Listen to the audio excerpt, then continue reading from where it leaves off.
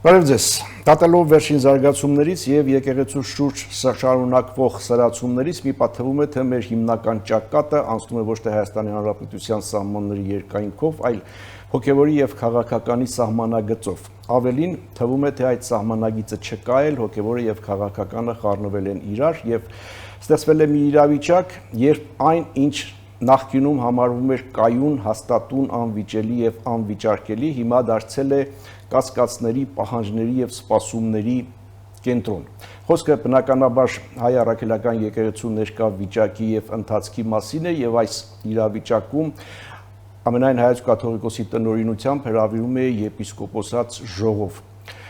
Հետաքրքիր է, թե ինչ սցենարներ կարող են լինել, իսկ մեծ հաշվով թվում է, թե այստեղ պիտի քննարկվի ոչ միայն ներեկեղեցական,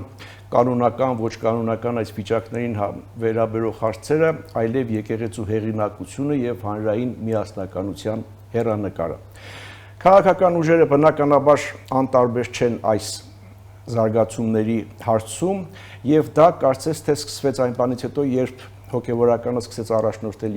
քաղաքական շարժում, իսկ դրան նախորդել էր Հանրապետության երկրորդ նախագահի հայտարարությունը հայ առաքելական եկեղեցու սրբազաններից մեկի առաջնորդության վերաբերյալ, բայց շատ չխորանանք։ Հիմա ունենք մի իրավիճակ, երբ քաղաքական դաշտի երկու բևեռները, իշխանությունը և արմատական ընդդիմությունը երկուսն էլ խոսում են ազգային արժեքների, ազգային ինքնության մասին, ջանում են պաշտպանել այդ արժեքները, բայց տարբերությունն այն է, որ իշխանության ներկայացուցիչները ցանկանում են դրան հասնել կաթողիկոսին հեռացնելով և եկեղեցին մաքրելով իրենց բառապաշարով ասած, իսկ արմատական ընդդիմությունը փորձում է պաշտպանել կաթողիկոսին և թույլ չտալ նրա հեռացումը։ Այս միջոցին քաղաքական դաշտը եռում է, զարգանում է, նոր ձևավորումներ, նոր հոսքեր, նոր հոսանքներ, նոր շարժումներ, եթե մինչև հիմա խոսում էինք նոր շարժումների մասին, հիմա կարծես թե խմորվում է այդ շարժումների միջև համագործակցության ինչ-որ հեռանկարներ։ Այս միջոցին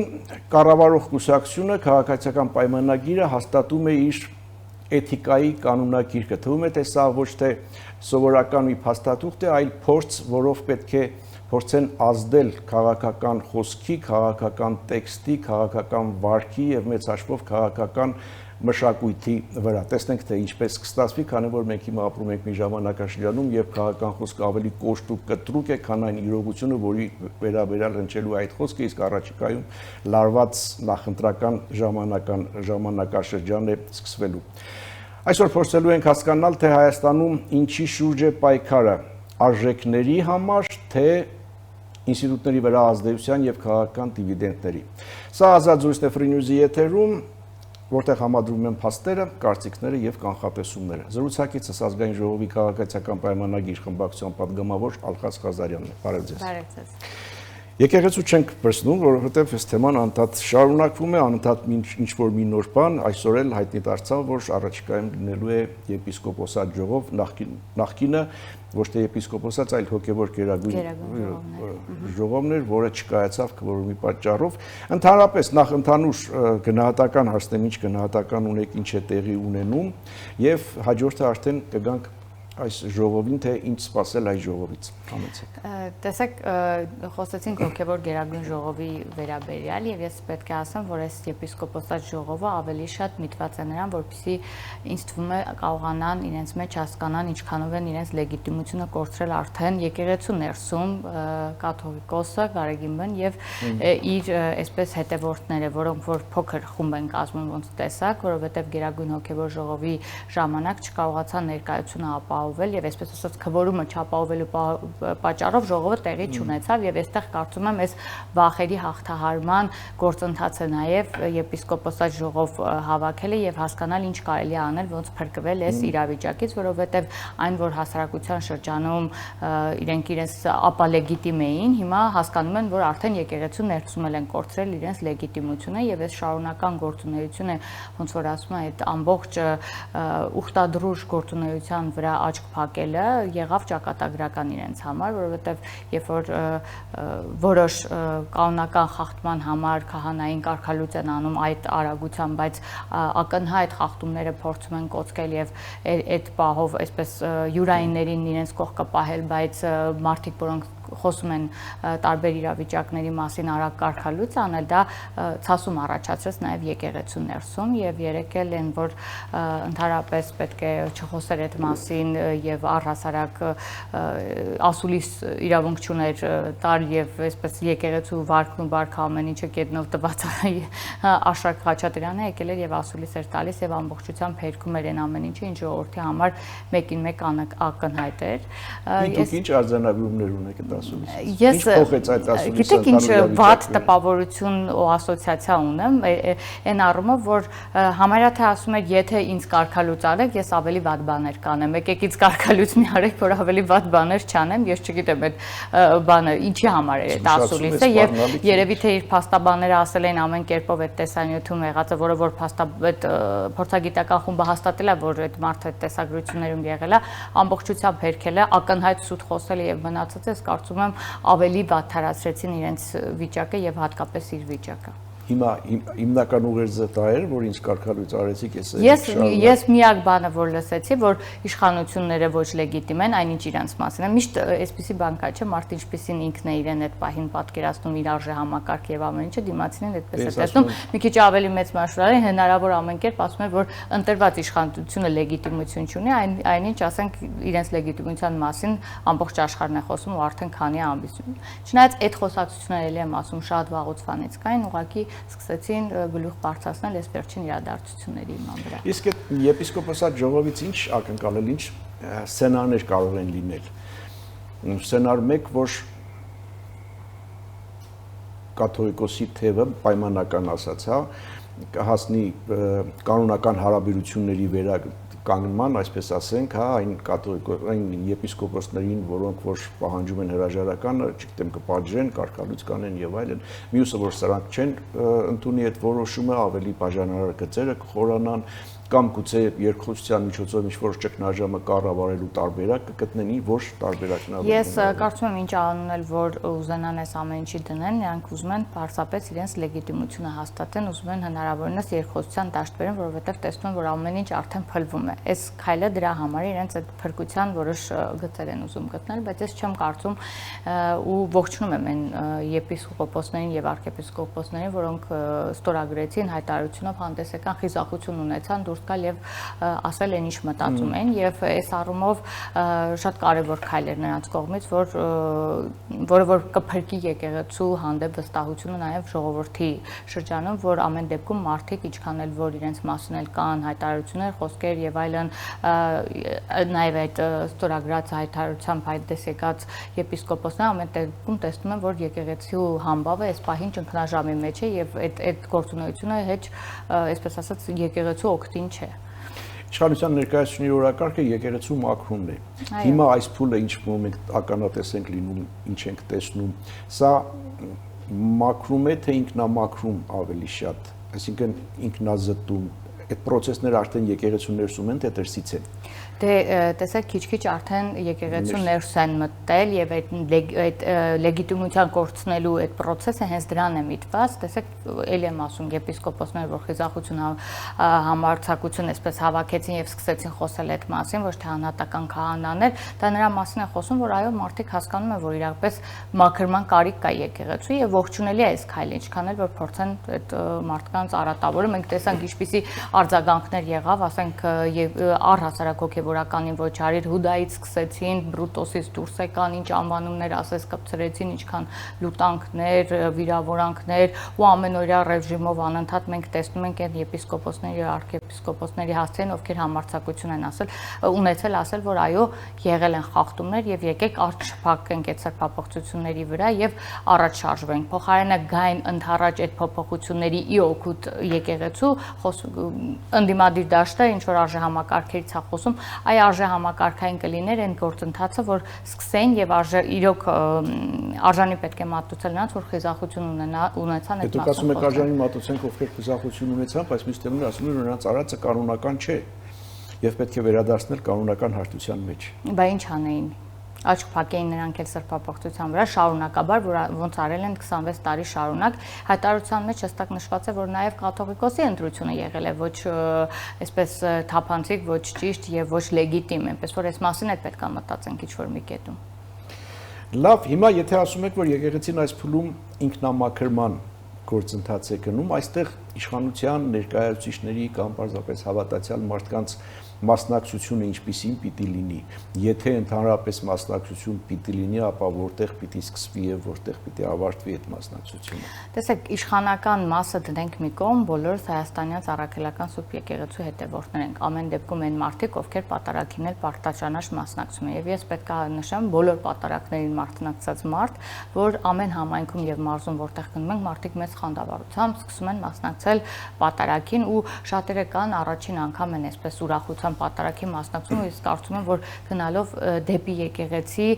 այս իրենց հայացքը կուղեն դեպի եկեղեցի եւ սկսեն հետաքրքրվել եկեղեցուն, հոգեվորականին հարիր կյանքով, թե ինչպես պետք է լինի հայաստանյան առաքելական Սուրբ եկեղեցու հետևորդը։ Մենք այս առումով բավականին մեծ բացուն ենք։ Երբ խոսում կամ բողոքում են, որ 40-ից ավել կրոնական կազմակերպություններ կան Հայաստանում, հենց այս բացի հետևանքով են, որովհետեւ մեր եկեղեցականները, այսպես ասած, թողած իրենց այն կարևոր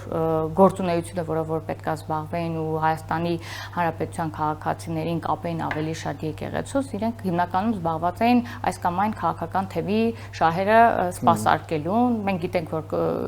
նաև ինչպես նաև օլիգարխների այսպես քմաճույքներն իրականացնելու եւ այլն, այսպիսի արատավոր երևույթներ ենք տեսել, որի հետևանքով է նաև, որ քաղաքացին չի վստահում եկեղեցականներին, հոգեվորականներին, չի գնում եկեղեցի, չի գնում քահանայի մոտ կամ նման խզված կա այս պահին։ Իսկ այս քայլերով տեսնում ենք, որ քաղաքացիները գնում են դեպի եկեղեցի, վարչապետի տեսահոլովակը կարճ, որ 70 տարեկան կինը նույնիսկ ասեց առաջին անգամ եմ պատարագի մասնակցում, դա ինչի մասին է խոսում, որ մարդը չի ունեցել ձգտում գնա պատարագի մասնակցի, գուցե նաև չի ունեցել վստահություն տվյալ քահանայի կամ եկեղեցու հանդեպ։ Ինչը շատ վատ է, որը ես կարող եմ ասել, որ բացի մաքրման մի տեսակ այսպես դեպի եկեղեցի զարթոնքի շրջան կարող եմ համարել այս շրջանը, որովհետև գնալով ամեն պատարագին յուրաքանչյուր պատարագ ավելի շատ մարդիկ են մասնակցում։ Ես նոր շարունակեմ հարցս, այն էր, թե վարչապետի, կառավարող կուսակցության ներկայացուցիչների, իշխանության ներկայացուցիչների եւ նրանց համակիր, համախոհ հավատացյալների միջամտությունը, ասեմ, թե ազդեցությունը, ներկայացությունը, որտեղ պիտի սկսվի, որտեղ ավարտվի, այսինքն նրանց մասնակցությունը միայն պիտի սահմանափակվի մասնակցելով պատարագներին, այն պատարագներին, որտեղ զեղչվում է ամենայն հայոց կաթողիկոսի անունը, եւ դրանով ընդլայնելով աշխարհագրությունը պայմանական ասած, թե էլի ինչ որ քայլեր, ավելի ռադիկալ քայլեր։ Տեսեք, մենք ընդհանուր առմամբ այսպես հասկանում ենք, որ ավելի շատ աջակցություն ունի մեր մասնակցությունը պատարագներին, այսինքն մեր շուրջ ավելի շատ մարդ է հավաքվում, քան օրինակ այդ նույն օրը, որ պետքա գորեկոյին հոգևոր ժողովը տեղի ունենա, նաև հանրահավաք պետքա տեղի ունենար ի պաշտպանություն Կտրիչ Ներսիսյանի։ Մենք միշտ էլ ասել ենք, որ նրան չենք ընդունում որպես կաթողիկոս եւ մենք գնում ենք այդ ուղղությամբ եւ տեսնում ենք, որ աջակցությունը քաղաքացիների մեր կողմ ավելի շատ է։ Եկեք զատենք, որպես իշխանական ներկայացուցիչ մասնակցում ենք թե ոչ, որպես Հայաստանի Հանրապետության քաղաքացի ենք մենք բոլորս մասնակցում պատարագներին, ոչ թե որպես իշխանավորներ։ Եվ տեսակ, որ նախորդ կիրակի բացի նրանից նաև բոլոր այն եկեղեցիներն, որոնցում որ մենք եղել ենք, նաև այնտեղ էլ պատարագները բնականon հունով տեղի են ունենում, մարդիկ սկսել են այցելել, գնում են այդ պատարագներին, ինչը շատ լավ է, ողջունելի է եւ ես կարծում եմ նման քայլով ցույց ենք տալու, որ այո, դու լեգիտիմությունդ կորցրել ես եւ միջև էսել եպիսկոպոսներն էլ իրենց հայտարարության մեջ դու գնա քո վաստակած հանգստին, թող որ ինքնամաքրվի եկեղեցին եւ եկեղեցու հանդեպ վստահությունը վերականգնվի։ Տեսեք, ձեր մոտեցումը, ձեր օրակարգը պարզ է, հա, կաթողիկոսը հեռանա, չգիտեմ, տեղապահ լինի եւ մի խոսքով եկեղեցու մաքրում այս ամեն ինչը։ Բայց ես համատեքստում որքանով է կարևորում ձեր թիմի մոտեցումները, այնքանով որքանով դրանք արդար եւ հավասար լինեն բոլոր եկեղեցականների, եկեղեցու բոլոր սպասավորների հանդեպ եւ ոչ թե ընտրողաբար եւ խտրական, այսպես ասեմ։ Դե բնականաբար, տեսեք, ընտրողաբար բնականաբար չի լինելու։ Մենք ցանկացած ոլորտում հնարավոր արդար միջոց ենք գտնում։ Տեսեք, դուք ձեր բազմախոսքում էլ նշեցիք էթիկայի կանոնագիրք եք սահմանել, ինչի մասին է խոսում, որ մենք մեր կուսակցության ներսում էլ ենք մեր վարքագծի կանոնները դնում արդարության այսպես նիշի վրա եւ փորձում ենք բոլորին շարքային կուսակցականից մինչեւ վարչության հասարակության սպասումը ըստիս, չգիտեմ, սխալվում եմ, այն է, որ ձեր մոտեցումը արդար եւ հավասար լինի բոլոր սպասավորների նկատմամբ եւ ոչ թե ընտրողաբար լինի եւ խտրական լինի։ Կախված թե ինչ դիրքերում է գտնվում այս հոգևորը։ Բնականաբար մեր մոտեցումը հենց այսպես է լինելու է եւ կարծում ժողովուրդը այս առումով բազմիցս համոզվել է, թե մենք ինչպիսի մոտեցում ունենք այս հարցի շուրջ։ Մենք էլի թողնելու ենք, որպեսզի ներքին իրենց կանոնակարգով, իրենց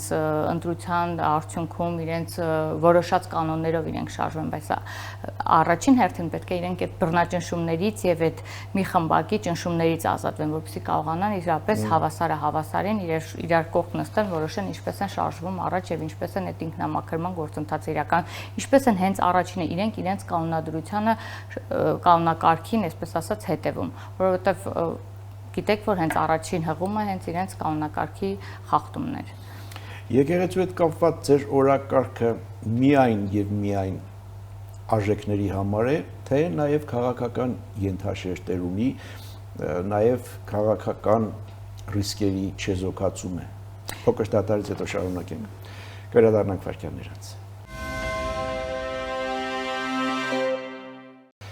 Իշեսեմ սա ազատ զրույցը Free News-ի եթերում, ես զրուցում եմ ազգային ժողովի քաղաքացիական պայմանագիր խմբակցության պատգամավոր Ալխաս Ղազարյանի հետ։ Մենք եկեղեցու շուրջ զարգացումների մասին խոսեցինք, հիմա վերջին հարցս այն էր, թե ձեր օրակարգը միայն արժեքային հիմք ունի, միայն արժեքների համար է, թե նաև քաղաքական հաշվարկներ եւ հետևանքներ ունի, այն է քաղաքական հնարավոր ռիսկերի ինչ-որ չափով նվազեցում։ Չէ, միանշանակ կարող եմ ասել, որ արժեքային է, որովհետև քաղաքական ճիշտ է, քանի որ հենց Կտրիշ Ներսիսյանի սկսած իրենք ողջ այս ամբողջ իրենց կառավարման տարիներին եղել են քաղաքականության մի մաս, այսպես ասած, միշտ մասնակցել են քաղաքական գործընթացներին եւ ինչպես տեսակ առաջին իսկ ամենացցուն օրինակը եղավ այն, որ Տեր Արամը հենց հանրայինի եթերում ասեց, որ իրենց զորով տանում էին այս կամ այն հարկադրանքով տանում էին այս կամ այն հավաքներին մասնակցելու ընտրական process-ներին, ստիպում էին,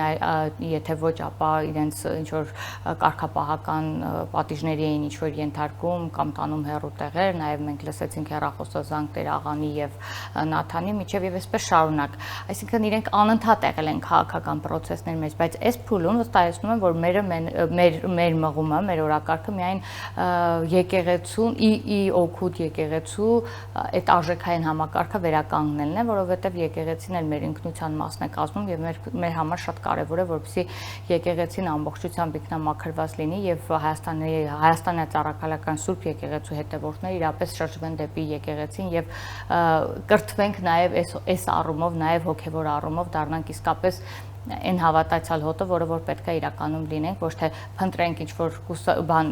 մեզանից հազարավոր նույնիսկ քաղաքացիներ կան, որոնք որ տարբեր կրոնական կազմակերպությունների մաս են կազմում, ելի եմ ասում, այս բացի պատճառով։ Իսկ ինչպես եք վերաբերում այն տեսակետին, որ եկեղեցին դիմության վերջին կամ գուցե ոչ վերջին, չգիտեմ,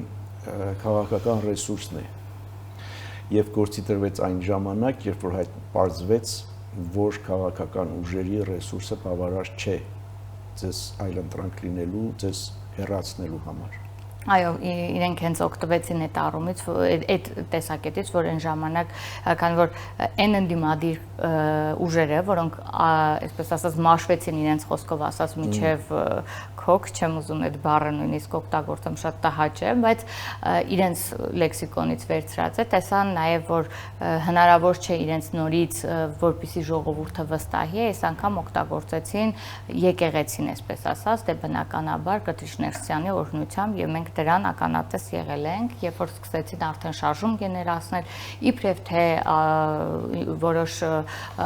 իրանցի պաշտպանության եւ այլնի վերաբերյալ, բայց տեսակ բավականին լուրջ քաղաքական շարժում էին փորձում գեներացնել, որը երբ հասան Երևան եւ պարզվեց, որ ուղղակի քաղաքական շարժում է, ժողովուրդը չաջակցեց իրենց, որովհետեւ այստեղ էլ իրենք ժողովրդին խաբեցին։ Իսկ սուտ խոսալը ինչքանով է կրոնին համապատասխան, դա էլ թող իրենք պատասխանեն։ Այսինքն դիմության ակտիվացումը եկեղեցու հարցի շուրջ ավելի շատ եւ ավելի շուտ քաղաքական օրակարգով է թե բնականաբար իրենք ամեն ինչ օգտագործում են, որպեսզի կարողանան քաղաքական դիվիդենդ հավաքել իրենց մոտ ոչ մի բազմիցս են համոզվել ոչ մի արժեքաբանական որևէ հիմք չկա որևէ գործողություն անելու, բազմիցս են ամեն ինչի մասին խոսում են, օրինակ շատ ներողություն անցում կատարեմ քաղբանտարկյալների թեմային, որը հենց անցած շաբաթ էր ռոպագանդում եւ լսումներ էին հրավիրել, այն դեպքում որ որևէ միջազգային կառույց երբևէ չի հարցանագրել, որ Հայաստանի Հանրապետությունում կան քաղբանտարկյալներ, բայց ամենազավեշտալին այս ամբողջ process-ի մեջ այն է, որ քաղբանտարկյալներից խոսում են այնպիսի ուժի ներկայացուցիչներ, որոնց ժամանակ, ասենք, իրենց առաջնորդները մարտի 1 են կազմակերպել եւ ասենք կա վճիռ այդ վերաբերյալ, որի մասով ասում են, որ մարդու կյանքի իրավունք է խախտվել մարտի 1-ին եւ այդ մարդու կյանքը խլած իշխանության ներկայացուցիչները այսօր խոսում են Հայաստանում իբրև արկա քաղբանտարկյալների մասին։ Սա ինչի մասին է խոսում, որ նրանց խնդրեմը կամ նրանց սրտացավությունը քաղբանտարկյալները չէ, նրանց խնդիրը այստեղ ինչ որ մի բան գեներացնել է, որպեսզի կարողանան քաղաքական դիվիդենդ հավաքեն մինչև 2026 թվականը։ Մինչև 2026 թվականը ընդդիմադիր դաշտում որ ուժերն են, որոնք կարող են հավակնել իրական քաղաքական մրցակցային դիրքերում լինել ձեր կուսակցության հետ։ Դառնալ իրական այլընտրանք։ Ես կարծում եմ այն քաղաքական ուժերը, որ այսօր կան ասպարեզում, բոլորը բացահայտված քաղաքական ուժեր են եւ յուրաքանչյուրի վերաբերյալ կա այսպես հստակ դիրքորոշում, թե որ ուժը որին է, որ անձը որ ուժին է պատկանում, որ կուսակցությունը որտեղից է սնվում, որ կուսակցությունը որտեղից է ուղղորդվում եւ այսպես շարունակ։ Այս առումով շատ հետաքրքիր է սպասել, թե կլինեն արդյոք նոր ինչ որ կուսակցություններ կամ ուժեր, որոնք կհավաքնեն մեր հետ լուրջ, դա անուն փոխելով դա քաղաքական գիծ չես փոխի, էլի բոլորս ճանաչում ենք, հետագից ենք տեսել, բոլորը փորձում են այսպես առանձին դիրքավորում ունենալ, ցույց տալ թե առանձին, բայց մենք Գյումրի օրինակը տեսել ենք, չէ՞, ինչքան էլ առանձին իրենք բոլորը միմյանց հետ կապված են, այնպես որ ու այդ հետագիծը որ նայում ես հասկանում ես, որ մեծ ցանկության դեպքում էլ առանձին չեն կարող ի հայտ գալ եւ խոսել, որ իրենք առանձին այսպես հզոր ուժ են, անիմաստել է։ Գյումրիում կարողացան, որովհետեւ փորձը այնպիսի ուժեր էին ներկայացել, որ մտածում ենք այնպիսի թշնամանք ունեն իրար մեջ, մարդիկ Գյումրեցուն խաբեցին իրականում, մոլորեցրեցին Գյումրեցուն, բայց իրականում իրենք տեսակ վերջում ինչ ստացվեց, բայց նույնը իրենց չհաջողվեց անել վաղար շաբաթում։ Իրենք գլուխ էին գովում, որ 2026-ին է, բայց արդեն ժողովուրդը այդ համը տեսել էր։ Հիմա դուք վստահություն ունեք, որ նրանք չեն հաջողի, նույնիսկ հետո բիանալով հավաքական այդ ուժով, թե այդուամենայնիվ մոնիտորինգ անում եք, նայում եք, թե ով ինչ է անում, ով ինչ ռեսուրս է օգտագործում, այդ ոչ միայն ֆինանսական, նաև էլեկտորալ, մենք գիտենք, չէ, էլեկտորալ ինչքան մեծ ռեսուրս կա։ Գիտենք եւ ուշադիր հետևում ենք, կոնկրետ ես իմ անունից կարող եմ ասել, դեռ այսպես ասած նոր ուժեղ կամ ինչ որ մրցակցային հակաբան անենք, ընդդիմություն տեսնեմ ասպարեզում, չեմ տեսնում, նույնիսկ մեր ձևով, այո։ Նույնիսկ մեր ձևով։ Մեր ձևով բազում կապերով նախկինների հետ կապված է, ինչքան էլ փորձի առանձին ներկայանալ, իսկ նախկինների տարիներին ժողովուրդը ապրել է, մենք բոլորս տեսել ենք, ես իմ տեսակետից եմ ասում, փորձում է մեր ձևով առանձին ներկայանալ, բայց երևում է, որ բավականին անփորձ է քաղաքական դաշտում նախ մեկ, երկրորդ ընդհանրապես Հայաստանի Հանրապետության հետ կապ չունի, երրորդը ինքը կոնկրետ, այսպես ասած, օտար մարմին կարծես լինի Հայաստանի Հանրապետությունը, որովհետև ընդհանրապես օրգանիկ կապ չունի ժողովրդի հետ, այս ամեն ինչի արդյունքում ոնց կարող է ակնկալել ժողովրդի քվեն։ Նախկին ՄԻՊ-ի միասնության թևերը։ Նախկին ՄԻՊ-ի միասնության թևերը շատ հետաքրքիր էր, ՄԻՊ-ի ասուլիսը առավել եւս շատ հետաքրքիր էր, որ լինելով ՄԻՊ այնպիսի բառապաշար էր օգտագործում, մարդը նոր կողքից նայում եւ զարմանում էր, չգիտեմ ինչից էր այդպես ոգևորված եւ թևեր ստացած, բայց այնուամենայնիվ շատ հակառակ ազդեց այդ ասուլիսը հենց իր վարկանիշի վրա, որովհետեւ գլուխ պոկելուց էր խոսում եւ այլնից, երբ որ դու եղել ես այն ժամանակների փոխնախարար ես եղել եւ այլն եւ ասենք այդ ամբողջ ամեն ինչը տեսելով հանդերձ աչք ես փակե հերիք չի, հիմա էլ մարդու իրավունքների պաշտպան լինելով հանդերձ նման բառապաշարով ես հանդես գալիս, շատ հետաքրքիր են, որ այսօր ազգային ժողովին մոտեցա ասում են գուցե ձեր էթիկայի կանոնագիրքը նրա համար ընդունեցիք, որովհետեւ ՄԻՊ-ը ասաց, որ իր պաշտոնյաները եթե նենց բան անեն, որ գլուխները կպոկի, ինչ կանեի, չգիտեմ, վիզը կպոկի, գլուխը կպոկի, չգիտեմ, ինչ ասում եմ, ինչ է տարիքի է, չէ, մեկը մեկի հետ է կապում, բայց չեք ասում մարդու իրավունքների պաշտպան ես եղել, ասենք առաջինը քեզ է էթիկայի կանոնագիրք պետք որ կարողանաս խոսելուդ գոնե քաղաքակիրթ խոսույթը զարգացնես, ինչու մասին ես խոսում, որ մենք պետք է քեզ հետևենք։ Ես իհարկե նախատեսում եի, որ պիտի խոսենք նաև ձեր ընդունած էթիկայի կանոնագրքից, սահուն խոսակցությունը բերեց այստեղ։ Ընդհանրապես ինչի առաջ եկավ դրա անհրաժեշտությունը։ Գիտեք, որպես կուսակցություն մենք կանոնադրության մեջ սահմանած որոշակի կանոնակարգեր ունեինք վարքագծի վերաբերյալ կուսակցականների, բայց կարծում եմ ավելի ճիշտ կլիներ մեծ կուսակցություն ենք օրորի կուսակցության անդամների թիվը շատանում է եւ մենակ ես որպես վարչության անդամ ես ասեմ այդքան էլ հեշտ չի կառավարող կուսակցության անդամ լինելը որովհետեւ մենք բավականին շատ կրիտերիաներ ունենք այսպես կուսակցականի ներգրավելու ես ինքս անցած շաբաթ 3 հարցազրույցների եմ մասնակցել տարբեր մեր համայնքներում որովհետեւ կարողանան կուսակցության անդամներ ներգրավենք բավականին խիստ են անցնում հարցազրույցները բնականաբար եւ էթիկայի կանոնագիրք ընդունելը հենց մեր ներքին իրար հետ հարաբերվելու կանոններն ենք սահմանել, ինչը շատ կարևոր է։ Նաև քաղաքական դաշտի թե ընդդիմադիրների, թե լրագրողների, թե բոլոր թե հասարակության անդամների, թե մեր քաղաքացիների հետ շփվելու կանոններ ենք սահմանել։ Մենք այդ մտավախությունը չունենք, որովհետև ելի եմ ասում, բավականին խիստ կարգերով կուսակցականներ ենք ընդունում եւ վստահ ենք, որ ամեն ինչ շատ կիրթ եւ սահուն կունենանք եւ այսօր մտավախություն չունենք կանոնագիրքը ընդունելու վերահսկողությունը իրականացնելու եւ վերահսկող հանձնաժողովը, որը որ բավականին լավ արդեն աշխատում է, արդեն բավականին երկար ժամանակ, մի ժամանակ ես էլ էի վերահսկող հանձնաժողովի անդամ, հիմա արդեն վարչության անդամ եմ դարձել եւ այսպես սա զուտ մեր կուսակցությանն է վերաբերվում, մենք ուզում ենք ու առաջին հերթին էթիկան ինքը իրենից նախ եւ առաջ ներկայացնում է կրթական եւ քաղաքակրթական հասկացություն եւ մենք ուզում ենք որ իսկապես մեր յուրաքանչյուր կուսակցական կրի այդ պատասխանատվությունը անհատապես։ Դե հարցն այն է թե որքանով ձեր յուրաքանչյուր կուսակցական կկարողանա կրել այդ պատասխանատվությունը օբյեկտիվ եւ սուբյեկտիվ պատճառներով։ Ես իմ խոսքի մեջ նշեցի, որ մենք ապրում ենք մի ժամանակաշրջանում, երբ որ քաղաքական խոսքը, քաղաքական տեքստը շատ ավելի կոշտ ու կտրուկ է, ես մեղմ եմ ասում կոշտ ու կտրուկ, գիտեք ինչ նկատի ունեմ, ինչպեսի բառեր են օգտագործվում մեկը մյուսին պիտակավորելու եւ այլն եւ շարունակ Եվ այդ խոսքը շատ ավելի կոշտ ու կտրուկ է, քան թե այն իրողությունը, որի մասին խոսում են, որ արժեր օգտագործել առաջիկայում առավել եւս նախընտրական շրջանում միշտ կրկերը թեժանում են, ամեն ինչ սրանում է, բառապաշարը կոշտանում է, մի այլ կարգի եւ այլն։ Հիմա նախընտրական շրջանում այդ ձեր էթիկայի կանոններով եք առաջնորդվելու եւ ասենք ձեր նկատմամբ նման ձևակերպումներին արձագանքելու եք էթիկայի կանոնակարգի շրջանակներում ու սահմաններում, թե Եթե մենք կուսակցությունով որոշել ենք, որ պետք է ընդունենք կանոնագիրքը, պետք է հրապարակենք, հասանելի է յուրաքանչյուր քաղաքացու, հետևաբար մենք պետք է հենց առաջինը ջատակովը լինենք, որ այդ կանոնագիրքի կանոնները ամբողջությամբ պահպանվի, եւ ես կարծում եմ, որ Հայաստանի Հանրապետության քաղաքացիները վաղուց հոգնել են նման բառապաշարով մարդկանց խոսույթը լսել, ամեն դեպքում տհաճ է։ Տեսեք Արման Թաթոյանի օրինակը բերեցիք, բնականաբար որևէ մեկի մոտ դրական ազդեցություն չի ունեցել ինձ մոտ եւս ձեզ մոտ եւս ես կարծում եմ ոչ մեկի մոտ դրական բան չի զգացողություն չի եղել եւ մենք էլ ենք ձգտելու այո որ պահվեն այդ կանոնագիրքը եւ մենք չենք վախեցել չենք խորշել որովհետեւ վստահ ենք որ մեր կուսակցականները ունեն այդ բարձր գիտակցումը եւ եթե չունեն էլ պետք է աշխատեն իրանց վրա նախընտրական շրջանում ձեզ ինչպես ասես կարող են պիտակել մենք կարող ենք սուր խոսել Հայաստանի բան հայերենը թույլ է տալիս շատ սուր արտահայտվել բայց քաղաքակիրթ խոսքի շրջանակներում եւ պետք չէ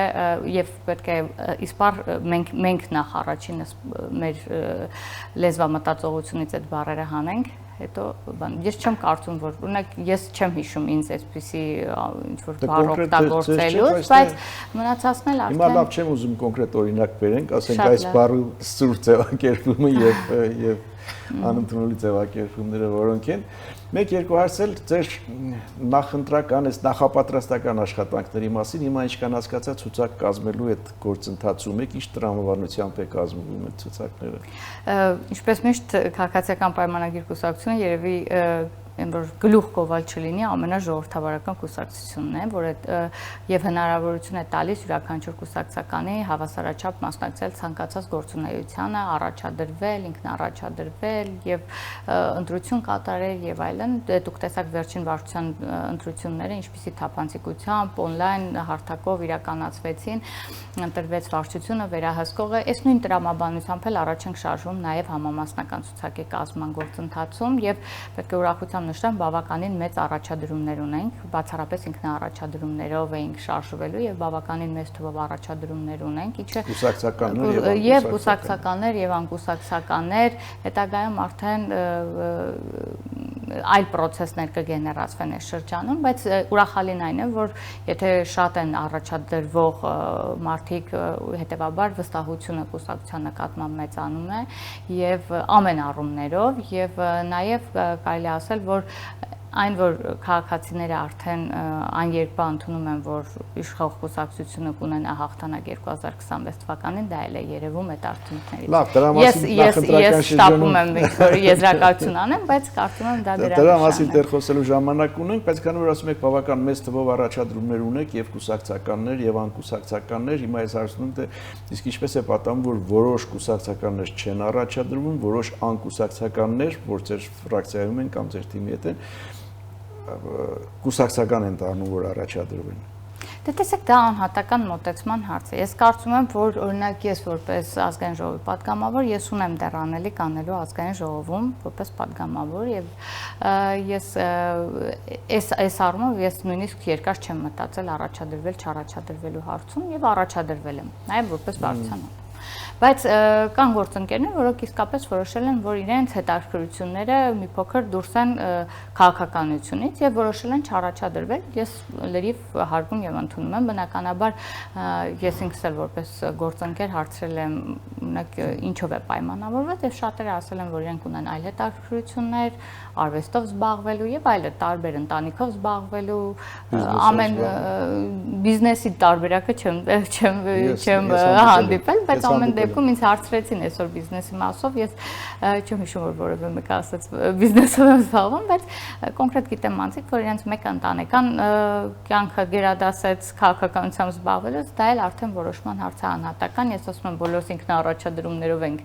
առաջադրվել, իրենք որոշել են չառաջադրվել։ Շնորհակալ եմ։ Ձեզ եմ շնորհակալ։ Հետևենք իրադարձությունների զարգացումներին, սա Ազատ զրույցներ Free News-ի եթերում, ես զրուցում եի ազգային ժողովի քաղաքացիական պայմանագիր խմբակցության պատգամավոր Ալխաս Ղազարյանի հետ, կհանդիպենք։